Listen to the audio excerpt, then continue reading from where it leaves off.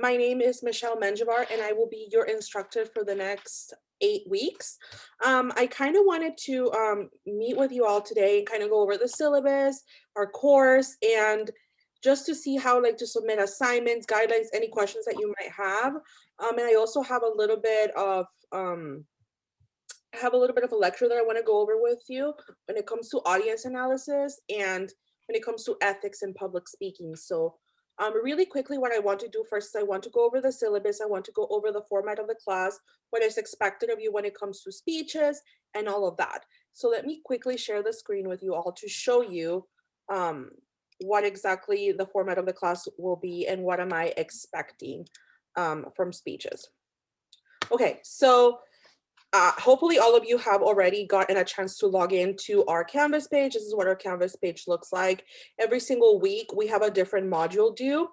Week 1 module usually has assignments due for the first week of class, and also it has all the important information that we want to be looking at, such as the class syllabus, the welcome letter that I sent to you a week ago, the link for these Zoom lectures. I also do have office hours.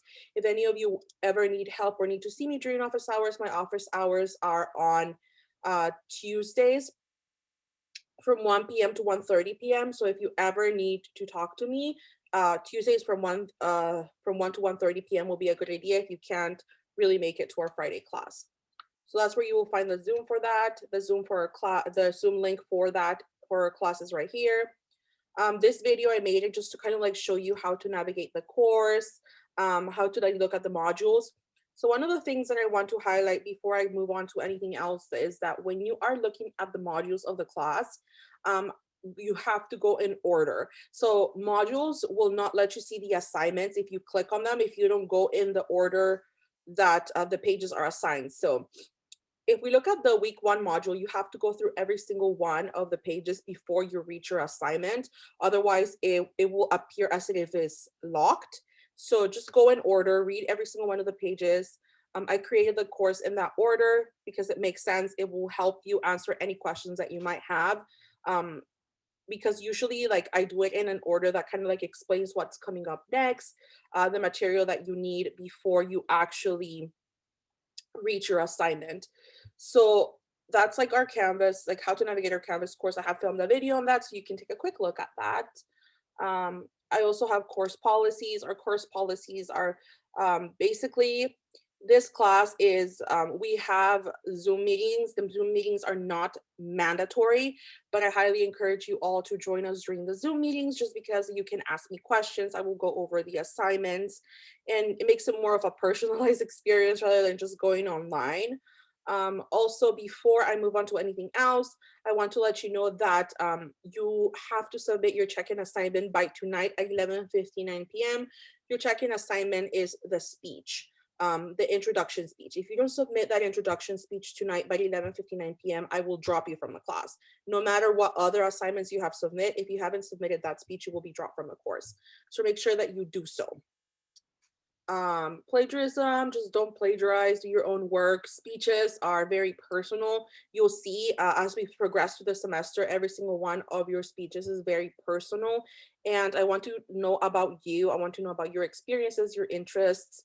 So cheating or any of that sort is not something that will work for this course. Late work, just make sure that you submit your assignments every single Friday at 11:59 p.m. All of your assignments will be due on Fridays at 11:59 p.m. If for some reason you happen to like not be able to submit during that week and you're having some issues or anything like that, you still have a grace period until Saturday at 11:59 p.m. to submit your assignments, but they will be half credit. So just be mindful of that. But for the speech, I highly encourage you to submit your speech tonight by 11:59 p.m. If you don't do so, you will be dropped from the course.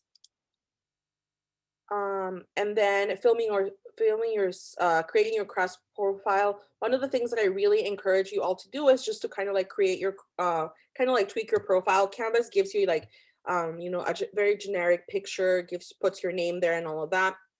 And I'm giving you some links over here to change your preferred pronouns. I want to refer to you the way that you wish to be referred. I want to be respectful when it comes to that. I also would love for you to add a picture. For those of you who are not able to join us weekly during our Zoom meetings, I would love to be able to put a face to your assignment so that I know who you are. So here are links to adding picture and enabling your pronouns. Next thing that I want to go over with is filming your speeches. So a lot of you probably have questions like, how do I film my speech? Like if it's not really mandatory to meet on Zoom every week, how do I film my speech? Well, we are going to be using this application called Flipgrid. Flipgrid is already embedded in your Canvas shell, in our Canvas shell. So it's already in our Canvas page. You don't have to do anything outside of just clicking on the assignment. So Flipgrid is just an application that allows to either be downloaded onto your phone or tablet. In case you don't have access to your computer, it allows you to download it onto phone, tablet, and using the code of the class, you can film your speech using your phone or tablet, or you can just easily do it through your computer. It's really simple to use. It allows you like multiple opportunities to film your speech. One of the things that I want to encourage you to do is just that rehearse your speech as many times as possible. And then when you feel like you are finally ready to deliver your speech, that's when you should film yourself on Flipgrid. One of the things that I don't allow in this class is for you to be editing your videos because that takes away from the experience of delivering a speech. So once you start your speech, you have to deliver the whole thing on Flipgrid.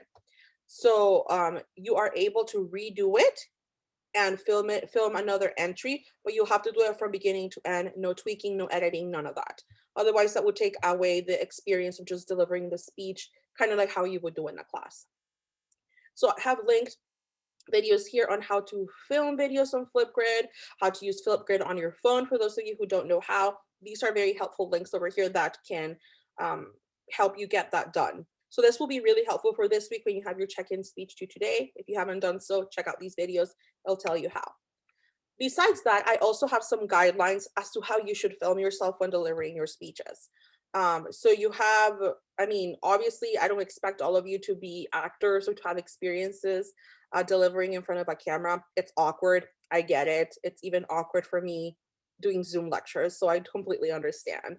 But like any public speaking class, if you were delivering this speech in front of the class, you will be required to do it in a very formal, professional way. So here are some things that I am giving you some guidelines on how to do so. First, always film your speech standing up. Filming your speech sitting down is not how you would do it in a course, so you have to be standing. And when you are filming your speech standing, you want to make sure that you film yourselves from like your waist up. So you don't have to film your entire body. It just has to be from the waist up so that we can see your gestures in your face, which is something that is really important in public speaking. So from your waist up, standing is how you should deliver your speech. You can prop your phone on anything, on any other prop, so that it could get you like get your like your body frame. They should be filmed like this because all of your speeches are filmed standing, are delivered standing in a classroom. Also, make sure that you're speaking loud enough so I can hear you in the video. If I'm putting my volume up in my computer all the way up to high and I still can't hear you, that means that your volume, the way that you spoke, was not high enough. If you have any concerns as to like being loud enough or you don't know if you're being heard, do a quick test run. Film yourself quickly on Flipgrid one time just to see, test run it, see if you are heard. I need to be able to hear you because if I cannot hear you, your grade will suffer. Also, again, make sure you have rehearsed it multiple times. Your speech should be like filmed from beginning to end. If for some reason that take did not work the way that you want it, you can film it again, but you have to do it from beginning to end. Yes, you have a question.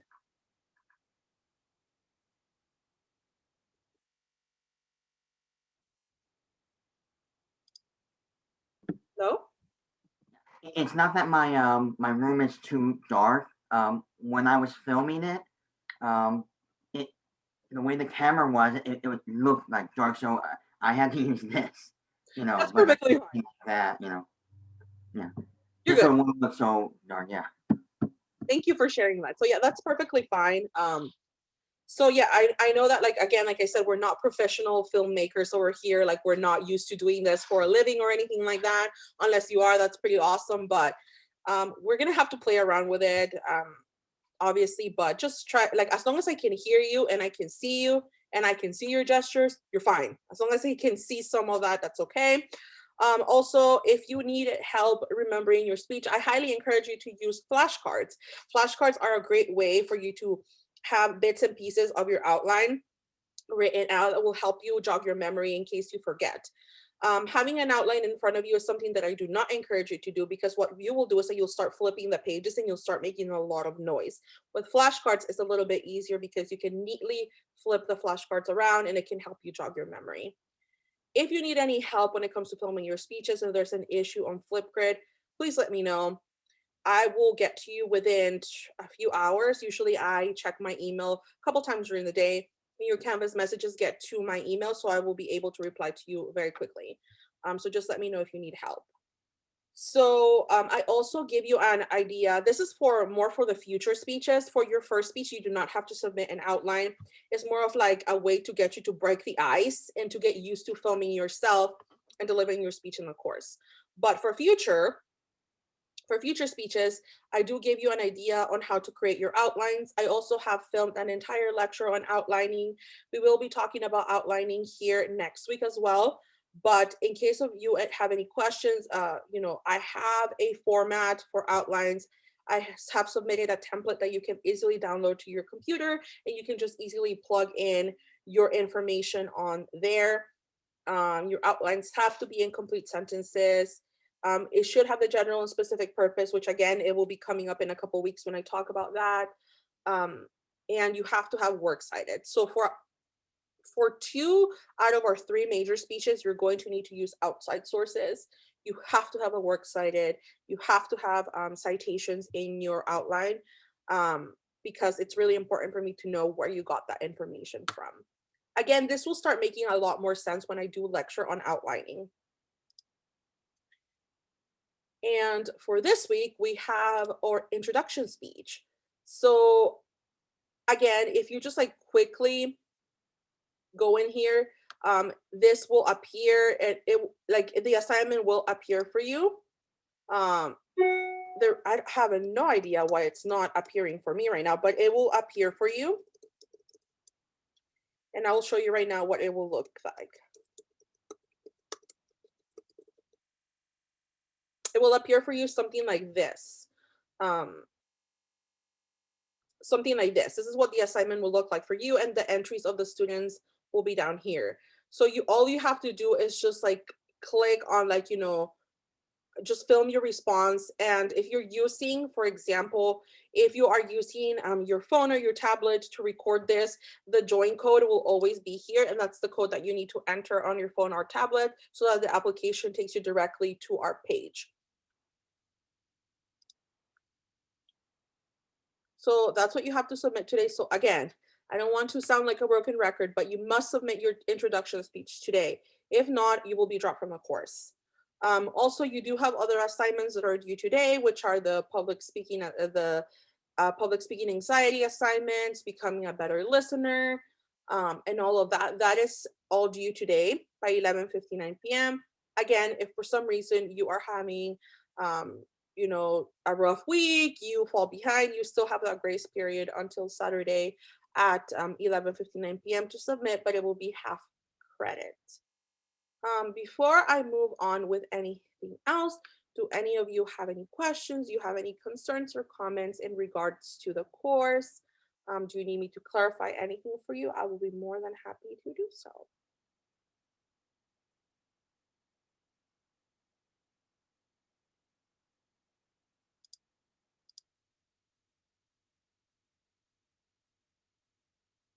Right, so it doesn't look like we have questions. So again, if you ever have any questions during any time of the semester, send me an email.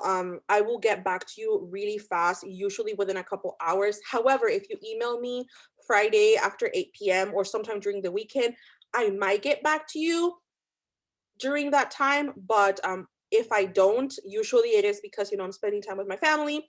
And during the weekend, I'm not very good with emails, but I will try to get back to you as soon as possible. Now, the next thing that I wanted to do today, it was just quickly go over a little bit of information when it comes to public speaking anxiety and all of that. So I kind of wanted to go over some strategies to work with public speaking anxiety. For those of you who have read the module for this week, which I hope is everybody, but for those of you who read the module, you realize that there are so many different types of anxiety, right? There's anxiety from the moment we realize we are even going to have an assignment. So that's pre-preparation. Then we have anxiety when we're actually building our speech, putting it together. That's preparation anxiety. And we also have speech when we're rehearsing it, which is pre presentation. And then some of us have actually anxiety. We're fine throughout the entire time. But the moment that we actually start walking up or we get ready to film our speech, that's when we start freaking out. And most of us have a combination of all these types of anxieties, or we have one or the other that is more prominent than the others. And that's totally normal. Having speech anxiety is a normal thing. And even for those of you who are thinking, well, but I'm filming myself, how can I have speech anxiety? It's possible. Like some of us are really camera shy and we find it awkward that we're not really talking to people, that we're talking to a computer, that everybody can see us. You know, it's still kind of awkward. So there's a couple of things that I want to give you a couple of tips to help with that anxiety. So the first thing that I want to tell you is that the number of times that you rehearse your speech is going to help diminish the amount of anxiety that you have. So one of the things that I bring as an example is when you are thinking of a license plate number, right? Your social security number, a phone number, right? When you're thinking of all of those things, there's a key factor in all of those numbers. Usually they are between 7 to 10 digits, right? And the reason why is because humans are able to remember well 7 to 10 digits in a sequential order. So when you're rehearsing your speech, if you rehearse it from 7 to 10 or 5 to 7 times, 7 being the key number, you are able to remember the entire speech from beginning to end. Now, that doesn't mean that you are memorizing the speech, because memorizing the speech has some issues, which we'll talk about in a couple of weeks. But just remember the main idea, like knowing how it flows, the order in which it flows in, just getting an idea of what comes next. If you rehearse your speech from beginning to end 5 to 7 times, it is extremely helpful to diminish anxiety, because you will be very confident that you know the material and it will come easily to you. So you'll have a very little time to be worrying, freaking out, or anything like that. Also, if I know that due to COVID, there are a lot of, there are a lot of things that we're not able to do. But if possible, if you live with other people, with your family, or if you have a very close friends that you have been in contact with the last few months, highly encourage you to rehearse in front of them. It's good to rehearse in front of an audience, because they're even able to give you feedback. Even if they're not your instructor, even if they're not somebody who's an expert in the field, they can tell you a couple of things. They can tell you if they were able to hear you, if you were speaking too fast, if you seem nervous, if you were doing something strange with your hands. Anybody is able to tell you that information, which will be extremely helpful to prepare yourself for the speech. Also, deep breaths. Taking deep breaths is really important. So try to take 10 deep breaths before you deliver your speech. Take 10 deep breaths and make sure that when you take those deep breaths, you kind of like when you're done, you should get a feeling of like feeling a little bit airheaded. And that gives you the feeling of relaxation, calmness, right? Do that as well. And for those of you who have really major anxiety when delivering speeches, avoiding caffeine or anything that has sugar the morning of, or the day off that you're delivering, or filming yourself during the speech is highly helpful. A lot of us, get really like anxious when we drink caffeine, we get jittery. So avoiding caffeine and any sugars will help as well. But one of the things that I want to tell you is that when I watch your speeches, I'm not watching your speeches to critique you or to uh, find flaw within yourself, like within your delivery. I'm looking at it in a way to help you improve. I want you all to leave this class feeling like you can deliver a speech in front of employers or other courses, and you can do it well and organized and in a confident manner. That's all I want you to gain at the end of the semester. I just want you to be a little more confident when delivering your speeches. So when I'm making comments and delivering comments on either your outline or your delivery of speeches, I'm going to do it in a way to help you improve for the following time. So whenever I give you comments at the bottom of your speech, read them carefully, ask me questions. If you want to meet with me and know how I can help you improve, I will be more than happy to do so. I know that doing this class in an online setting makes it a little bit more awkward and difficult, but I'm still here to help you all improve with your speech.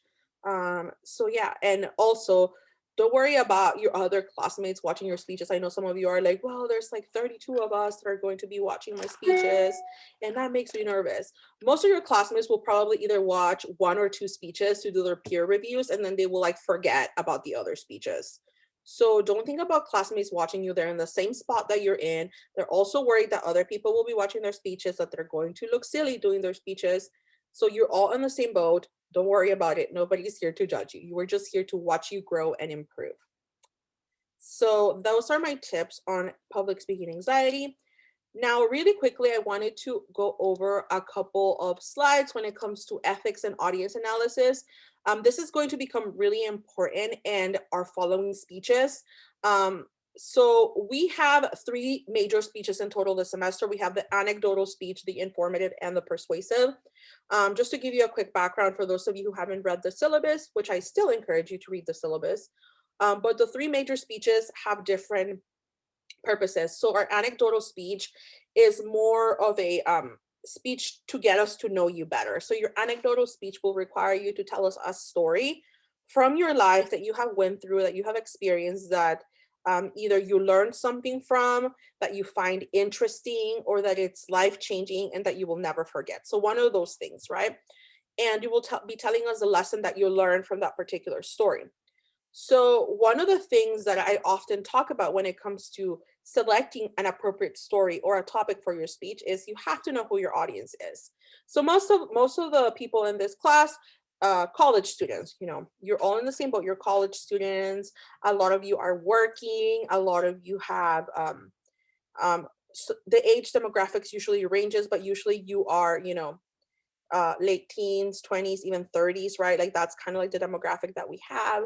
You're all college students, you might be into the same things. So when you are selecting a topic, you have to make sure that it is either a topic that is appropriate for a classroom setting and also for the age of the students that you're talking to. I've had like really bad horror stories with people trying to select topics that really don't work well for a classroom setting.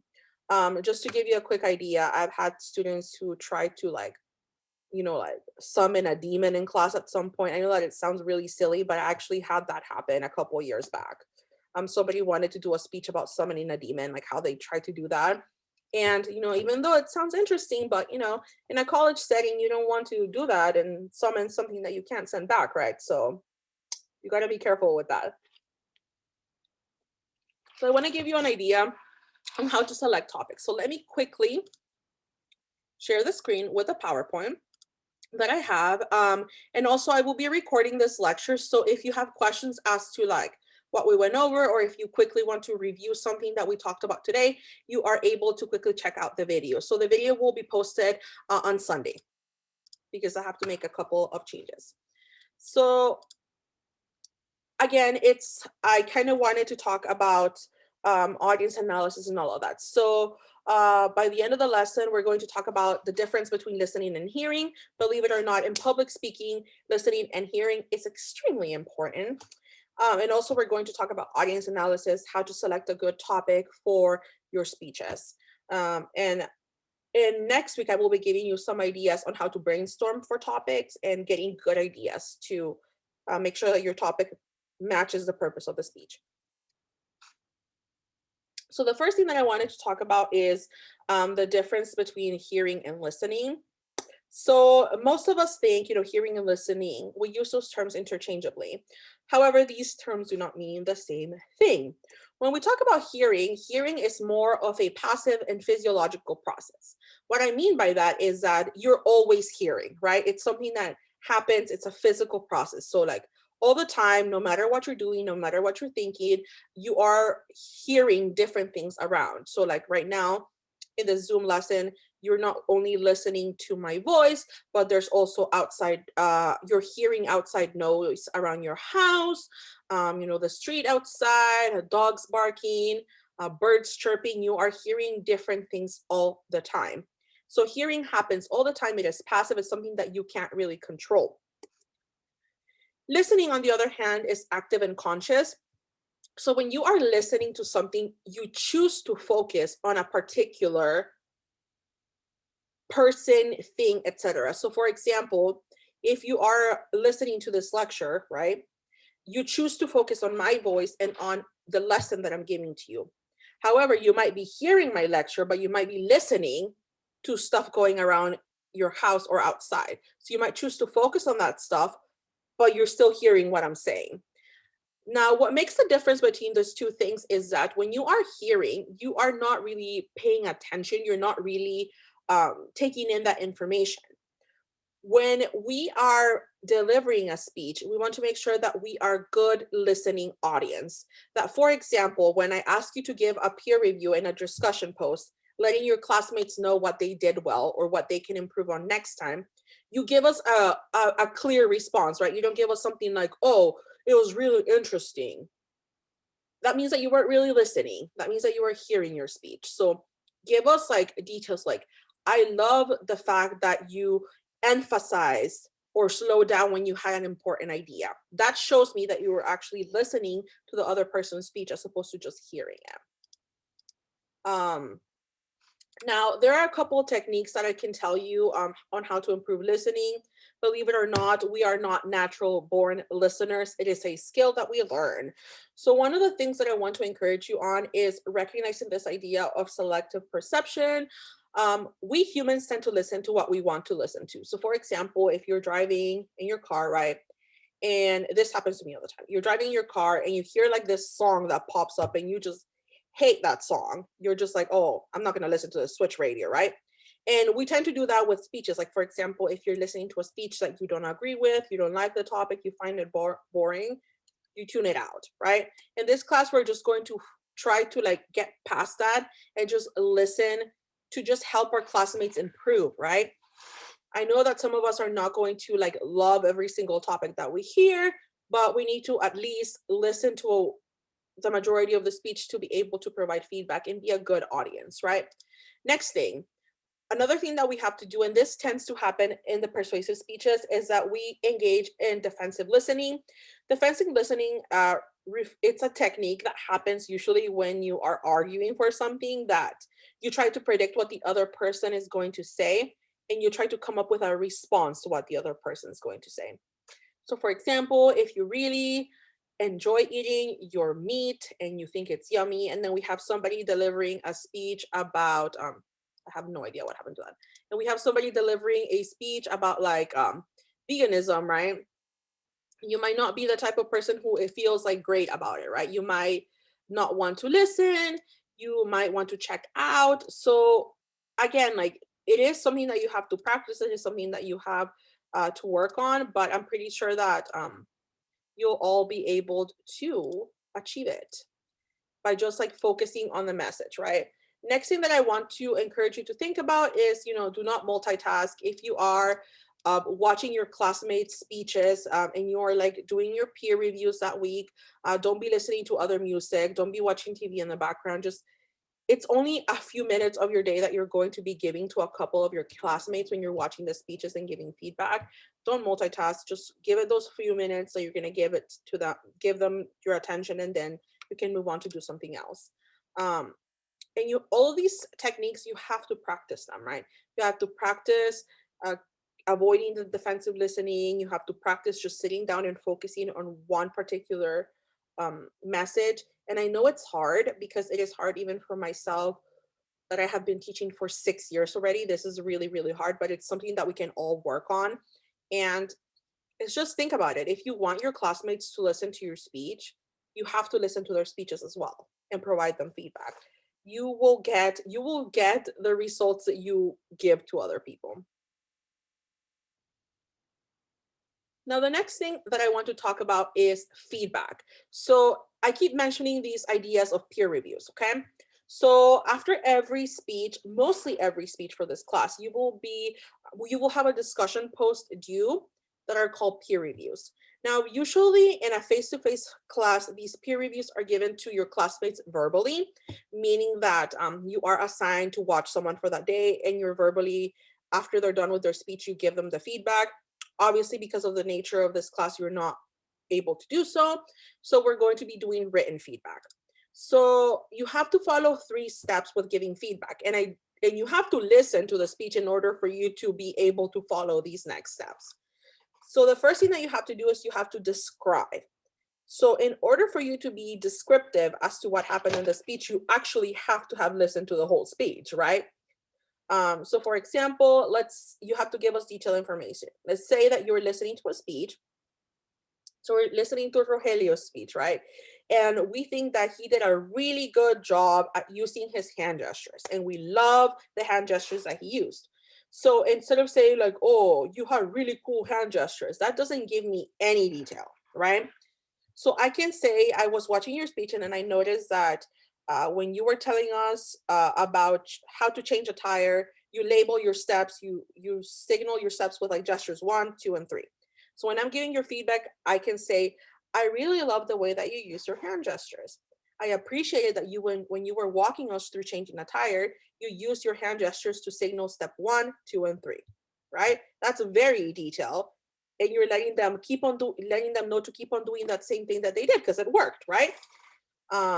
When you are giving feedback, you're giving some type of critique. When you are letting your classmates know that there's something that they need to improve on, you have to tell them if it was good. So for example, when I was doing the example right now about Rogelio's speech, right?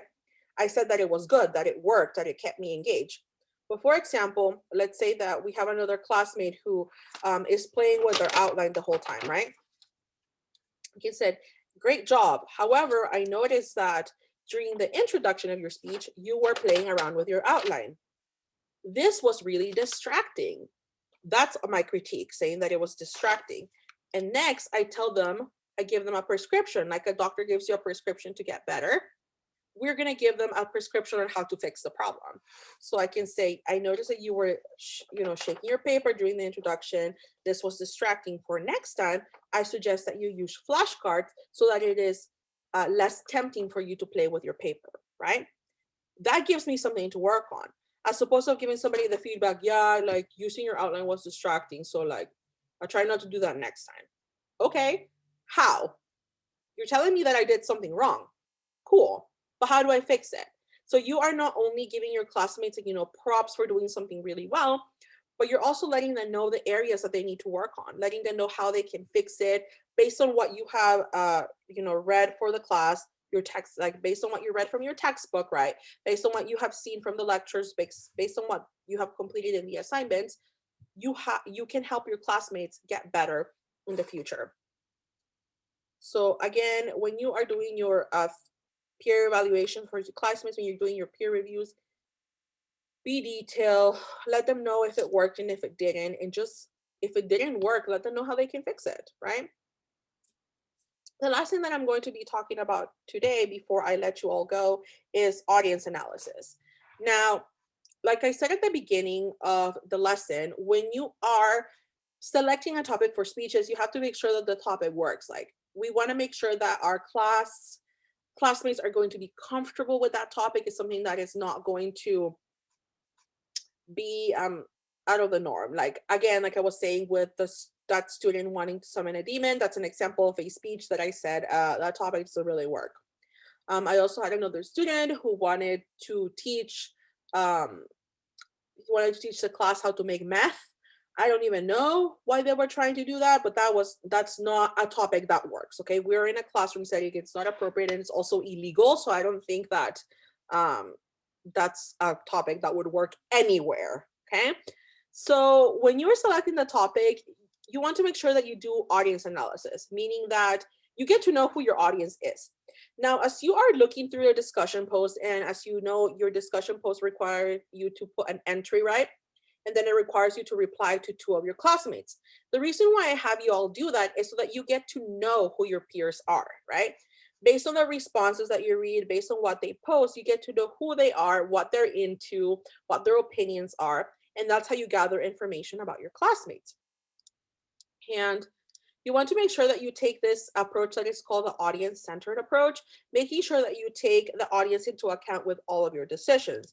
Now, this doesn't mean that you have to pick topics that only appeal to your audience. Like, for example, you really like to talk about, cars because you're super into that, but you realize that your audience is not really into cars. You don't have to change your topic. You can just tweak it a little bit. So you realize that your audience is really into traveling. So you can talk about different types of cars around the world, or cars that are like really fuel efficient for doing road trips. Those are topics that can appeal to an audience who's into traveling, even if they might not necessarily be super into cars like you are, right? So make sure that you consider the audience. So, for example, if you're delivering a speech in a work environment or in a work setting, you want to make sure that you consider the language that you use, right? You don't use language that is disrespectful, or like you're missing the mark when it comes to your audience. So you think about your audience when selecting the topic, choosing the language, choosing the examples you want to, the way that you talk to them, the tone, all of that depends all on your audience. Another thing that you want to keep in mind is you want to keep in mind the attitudes, beliefs, and values of the audience. So we can determine the attitudes, beliefs, and values of the audience, or we can guess them or attempt to guess them based on who is in our audience. So there are generalizations as what males versus females are into, what women who are career women versus women who are mothers are into. So there's different generalizations that can be made based on what we know about our audience. And that's how we kind of like can gather attitudes, beliefs, and values. So an attitude means how a person feels in regards to a topic. So for example, my attitude towards exercising when I was in high school was not a very positive attitude. I was the type of person who would literally walk the mile, right? And now that I am 30 and I'm an adult, I love exercise. I exercise every day, and I even run as a personal choice, not because I have to, but because I want to, right? So attitudes change. It's the way that you view something as positive or negative. So you might realize that your audience might all know about, you know, uh, using paper straws, but some of them might feel negative about paper straws, about as in turn to others who feel positive about paper straws, right? So instead of like suggesting that we use paper straws, you might suggest that we use metal straws or bamboo straws, right? So that can help you tweak your topic a little bit more. The next thing is values. So a value is when we consider something being good or bad. Now, values are going to be really helpful to you all when you're actually doing your persuasive speech. In a persuasive speech, people's ideas and values come out to play.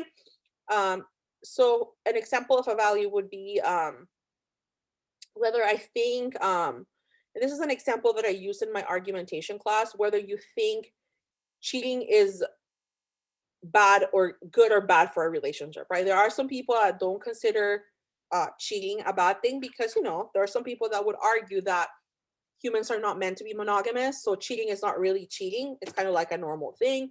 Other people would say, hey, it's an open relationship. You can like be with whoever you want, and the other person is no. So it's not really cheating. Or other people might say even like looking at someone is cheating, right?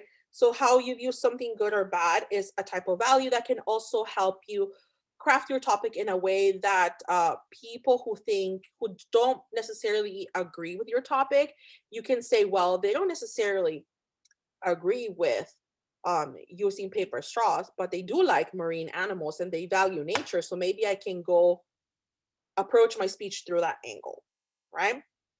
The last thing that we have is beliefs, what is true or not true. My example for this one is the Flat Earth Society, right? The majority of us, I would like to say, believe that the Earth is round based on the scientific research that has been done. But there is a small group of people who are flat earthers who believe that the Earth is flat, right? And those beliefs are the ways that, shapes as to what you believe true or not true. People who are part of the Flat Earth Society or the Flat Earthers, their entire belief system is based on the Earth being flat. So they believe that if you go to like the edge of the earth, you're gonna fall. And there are so many other theories that they have. So don't get me started on that because I love conspiracy theories, but um, something that can be also a belief would be like your belief in a higher being.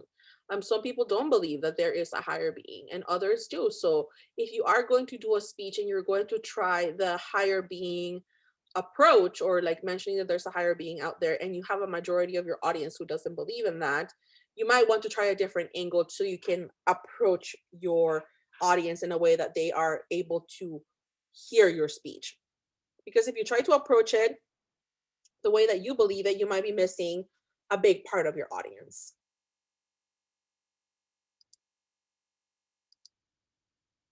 So my advice to kind of like gathering information about your audience is just look at the demographics. So again, when you are answering to your classmates' discussion posts, when you're replying to them, when you're watching their speeches, you can tell a lot about them. So like if you're watching a classmate when they're doing their intro speech or their anecdotal speech, check out what they're wearing. Check out to see if like what they have like in their background, like if they have like if everything's pink, maybe they like the color pink. You notice that everything that they own is like Apple. They're into Apple, right? And you can like start gathering information about the people that you're watching so that you can create a speech that might be interesting for the class.